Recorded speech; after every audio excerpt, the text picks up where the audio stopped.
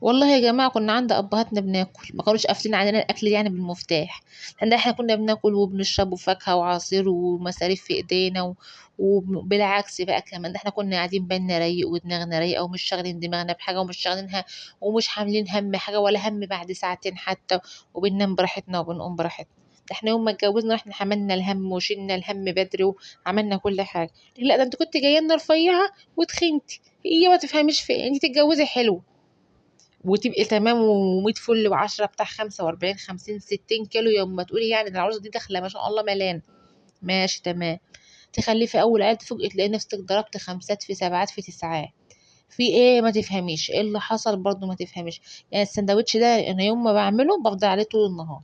طول النهار لكن انت بتتخني كانوا محسسك بقى انه ما انت جايه من عند ابوكي بقى كانوا قافلين الاكل قافلين على الاكل.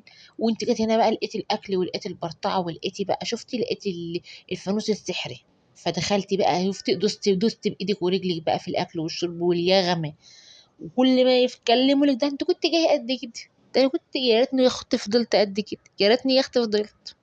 كمل الفيديو معايا الاخر وتعملوا متابعة القناة وتدوسوا لايك، ربنا يكبر بخاطركم وينولكم كل اللي في بالكم، يلا هتعملوا متابعة القناة. واقول لكم يا جماعة انتم منورينا ومشرفين.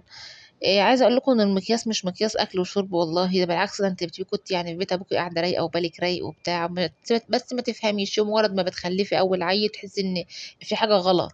هو في حاجه غلط تحسي ان انت إيه يعني مثلا داخله في الثمانينات والتسعينات وممكن تعدي المية مع نفسك كده.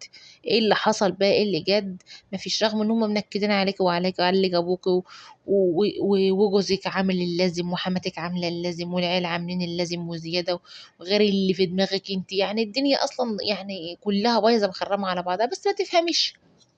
هما طبعا بيفكروا بقى ان ده بقى ايه روقان وراحة بال واكل وشرب ويغمى وشوفهم هنا ده الهنا بقى اللي بيقولوا عليه الهنا.